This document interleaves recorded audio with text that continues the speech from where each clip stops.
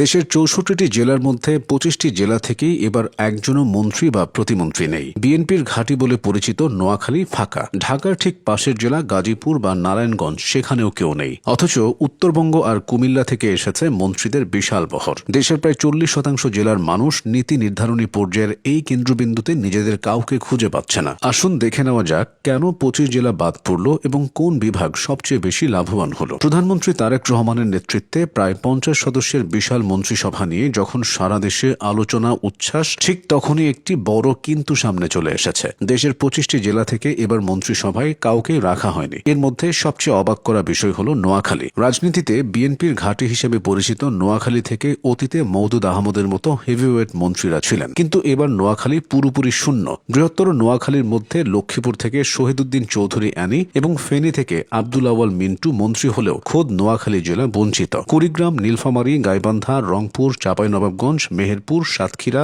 ও চুয়াডাঙ্গা এই ৮ জেলার ৩০টি আসনের কোনোটিতেই জেতেনি বিএনপি। ফলে এই ৮ জেলা থেকে কোনো মন্ত্রী বা প্রতিমন্ত্রী নেই। বড় জেলার মধ্যে মন্ত্রিত্ব থেকে বাদ পড়েছে খুলনা। এ জেলার ৬টি আসনের মধ্যে ৪টিতেই জয়ী হয়েছে বিএনপি। আবার যশোরের ৬টি আসনের মধ্যে ৫টিতে হেরেছে বিএনপি। একমাত্র আসনে জয়ী হয়েছেন অনিন্দ্য ইসলাম, তবে তিনি এবার প্রতিমন্ত্রীর দায়িত্ব পেয়েছেন। তার বাবা তরিকুল ইসলাম বিএনপির নেতৃত্বাধীন সরকারে অতীতে মন্ত্রীর দায়িত্ব পালন করেছেন। এবার তাকানো যাক ঢাকার দিকে। রাজধানী ঢাকা থেকে মন্ত্রী থাকলেও ঢাকার আশপাশের জেলাগুলোর অবস্থা শোচনীয়। গাজীপুরে ৫টি আসনে ৪টিতে বিএনপি জিতেছে, কিন্তু কোনো মন্ত্রী নেই। অতীতে এখান থেকে আসম হান্নান শাহ বা এম এ মান্নানের মতো নেতারা মন্ত্রী ছিলেন। নারায়ণগঞ্জে ৫টির মধ্যে ৪টি আসন বিএনপির দখলে, কিন্তু মন্ত্রিসভায় জায়গা হয়নি কারো। মুন্সিগঞ্জ সাবেক রাষ্ট্রপতি বদরুদ্দোজা চৌধুরীর জেলা, বিএনপির শক্ত অবস্থান, অথচ এবার এখান থেকেও কেউ ডাক পাননি। ঢাকার দোহার, নবাবগঞ্জ, সাভার থেকেও কেউ মন্ত্রিসভায় নেই। বঙ্গবন্ধু শেখ মুজিবুর রহমান ও আওয়ামী লীগের সভাপতি শেখ হাসিনার জন্মস্থান গোপালগঞ্জ থেকে ইতিহাসে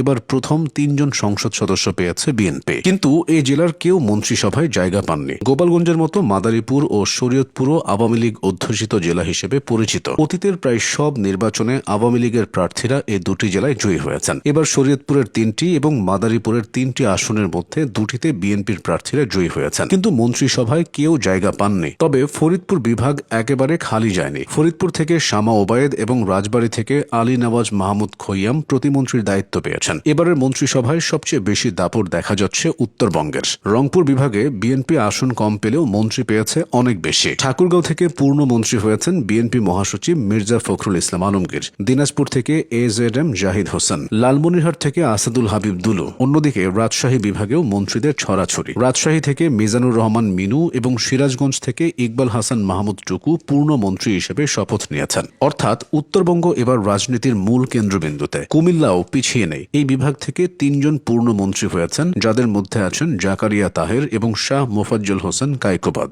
রাজনৈতিক বিশ্লেষকরা বলছেন কুমিল্লায় এবার বিএনপির ভালো ফলাফলের পুরস্কার হিসেবেই এই মন্ত্রিত্ব দেওয়া হয়েছে। ফুটবল মাঠ থেকে সোজা মন্ত্রণালয়ে গেছেন জাতীয় ফুটবল দলের সাবেক অধিনায়ক আমিনুল হক। ঢাকা ১৬ আসনে তিনি নির্বাচনে হেরে গেলেও তারেক রহমান তাকে টেকনোক্রেট কোটায় যুব ও ক্রীড়া মন্ত্রণালয়ের প্রতিমন্ত্রী করেছেন। অন্যদিকে ঢাকা ১০ আসন থেকে প্রথমবার এমপি হয়ে বাজিমাত করেছেন শেখ রবিউল আলম। তিনি সরাসরি পূর্ণ মন্ত্রী হিসেবে সড়ক, রেল ও নৌ পরিবহন মন্ত্রণালয়ের মতো ৩টি বিশাল দপ্তরের দায়িত্ব পেয়েছেন। প্রথমবার এমপি হয়েই এমন নজির খুব কমই দেখা যায়। সব মিলিয়ে দেখা যাচ্ছে এবারের মন্ত্রিসভায় আঞ্চলিক ভারসাম্য রক্ষার চেয়ে রাজনৈতিক কৌশল এবং আনুগত্যকে বেশি প্রাধান্য দেওয়া হয়েছে। ২৫টি জেলা প্রতিনিধিহীন থাকার ফলে ওই এলাকার উন্নয়নে কোনো প্রভাব পড়বে কিনা সেটাই এখন দেখার বিষয়।